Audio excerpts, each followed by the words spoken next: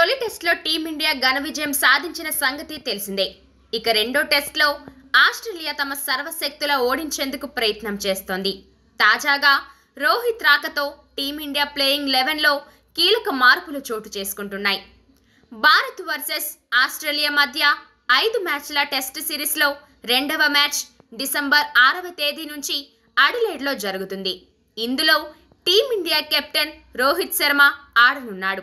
పెర్త్లో జరిగిన తొలి మ్యాచ్లో రోహిత్ శర్మ అందుబాటులో లేడు. అయితే ఇప్పుడు అడిలైడ్లో జరిగే డే నైట్ టెస్ట్ మ్యాచ్లో అతను ఖచ్చితంగా ఆడనున్నాడు. ఇలాంటి పరిస్థితుల్లో రోహిత్ శర్మ పునరాగమనం చేస్తే ప్లేయింగ్ 11లో ఎవరిని తప్పించవచ్చనేది పెద్ద ప్రశ్నగా మారింది. రోహిత్ శర్మ రాక తర్వాత టీమిండియా ప్లేయింగ్ 11 నుంచి తొలగించబడే 3 ఆటగాళ్ల గురించి ఇప్పుడు తెలుసుకుందాం. KL Rahul. Perth test match సందర్భంగా కేఎల్ రాహుల్ ఆట తీరు బాగానే ఉంది. అతను రెండో ఇన్నింగ్స్లో 77 పరుగులు చేశాడు. అయితే రోహిత్ శర్మ రాక తర్వాత అతని కార్డు కూడా కట్టు కావచ్చు. కేఎల్ రాహుల్ చాలా కాలంగా బ్యాడ్ ఫామ్లో ఉన్నాడు. అతని బ్యాట్ నుంచి ఎక్కువ పరుగులు రాలేదు. తొలి మ్యాచ్లో కేఎల్ రాహుల్ ఓపెనింగ్ చేశాడు. ఇటువంటి పరిస్థితుల్లో రోహిత్ శర్మ వచ్చిన తర్వాత అతని ఓపెనింగ్ స్పాట్ పోయింది. అతను అవుట్ చేయవలసి ఉంటుంది. Dhruv Jurel. Wicket keeper cum batsmen Dhruv Jurel కూడా రెండో టెస్ట్ మ్యాచ్కు దూరం కావచ్చు.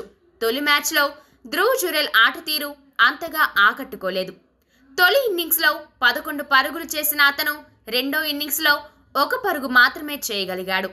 ఇటువంటి పరిస్థితుల్లో ధ్రువ్ జురెల్ రెండవ టెస్ట్ మ్యాచ్ నుంచి సిట్ అవుట్ చేయవలసి ఉంటుంది. దేవదత్ పడిక్కల్. రోహిత్ శర్మ రాక తర్వాత అతని స్థానం చాలా ప్రమాదంలో ఉన్నట్లు అనిపించిన ఆటగాడు దేవదత్ పడిక్కల్. పెర్త్ టెస్ట్లో 2 ఇన్నింగ్స్లోనూ పరాజయం పాలైన తర్వాత పడిక్కల్ను రెండో మ్యాచ్ నుంచి తప్పించవచ్చు. రోహిత్ శర్మ, యశస్వి జైస్వాల్ ఓపెనర్లు చేయగలరు. కేఎల్ రాహుల్ 3వ స్థానానికి చేరుకుంటాడు. ఇటువంటి పరిస్థితుల్లో పడిక్కల్ బయట కూర్చోవలసి ఉంటుంది.